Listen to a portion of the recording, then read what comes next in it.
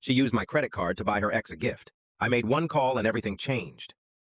It started like any other week. Bills, errands, dinner at home. My girlfriend Jenna had seemed a little distant lately, but I chalked it up to work stress. We'd been together for over 2 years. I trusted her, or at least, I used to. I was sorting through receipts to match up our shared expenses. I don't normally check her spending, but one charge stood out. A $143 payment to an online gift boutique I'd never heard of.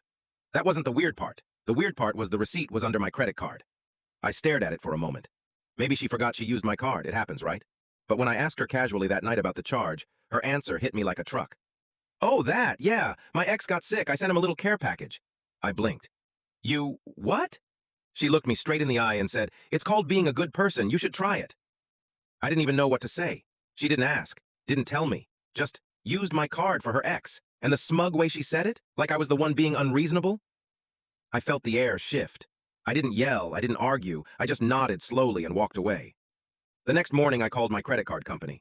"Hi, yeah, I think my card's been used without my authorization. There's a charge here I didn't make." They froze the card, reversed the payment, marked it as stolen. That's when the calls started.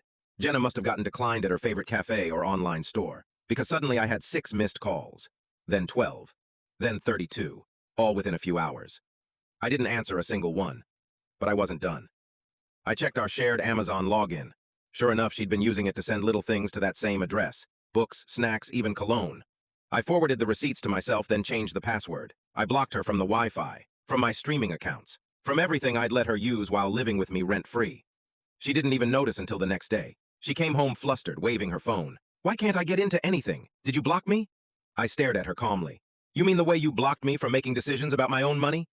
She went red. "You're being ridiculous. It was a gift. I care about people. That's who I am." I said, "You're free to care about whoever you want, just not on my dime." She stormed into the bedroom and slammed the door. I could hear her packing. That's when I quietly walked to the front door, removed my spare key from her keychain, and slid the deadbolt. A few hours later, she was gone.